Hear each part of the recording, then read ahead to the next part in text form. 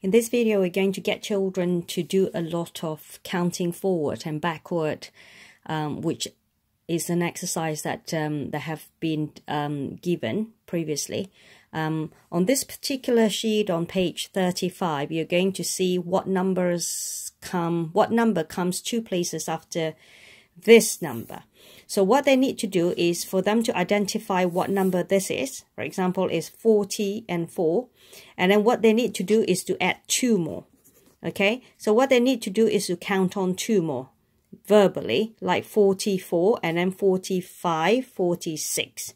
And then color 46 here. So again, we continuously encourage them to differentiate how to make 46 is made of 40 and 6. Okay, get them to do this. So 48 at 2 more. Okay, and this one is 55 at 2 more. Just get them to count forward 2 steps.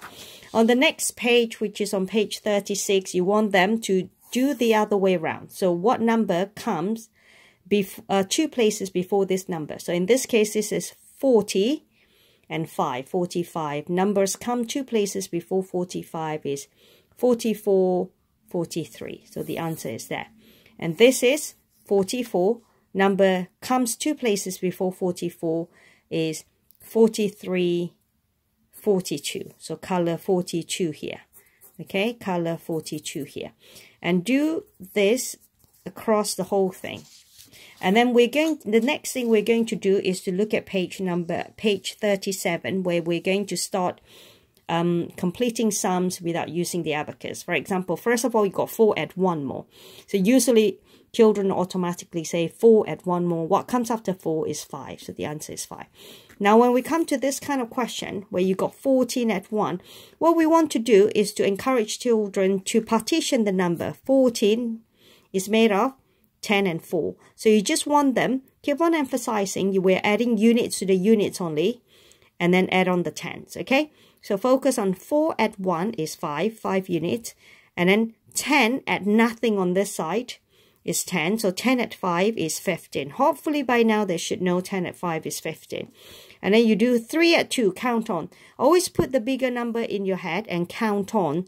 Try to discourage them from putting 3 fingers and 2 fingers up to count 1 by 1. So 3 at 2 is 5. So now 13 at 2, we don't really want to encourage them to count on 13, 14, 15 here. There is a reason for that, because when we come to questions that are harder, such as this one, 13 at 14 is going to take a long time to count 1 by 1 by doing counting on.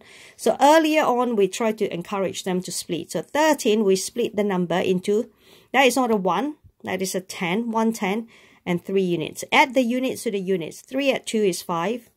And then 10 at nothing is 10. So 10 at 5 is 15. Okay. Then we come down to question like on the number 20. Okay. So 13 at 14. Again, split all the number into 10 and units. So add the unit to the unit. Which of this is a unit? Is 3. Which of this is a unit? Is 4. So 3 at 4 is... So although you say 3 at 4, but you want to encourage them to say, put 4 in your head and count on 3 more. It's going to be 7 units. And then you then say, what is this number? It's not 1 at 1. It's 10 at 10. What is 10 at 10? It's 20. So 20 at 7 is 27. Okay. And this understanding will be useful. Keep on emphasizing adding units to the units and tens to the tens. And then when you come on to page 41, there will be actually bigger sums such as this. 23 at 14. Again, you want it to be split into 23 is split into 20 and 3. And 14 is made of 10 and 4. So add the units to the unit. 4 at 3 is 7.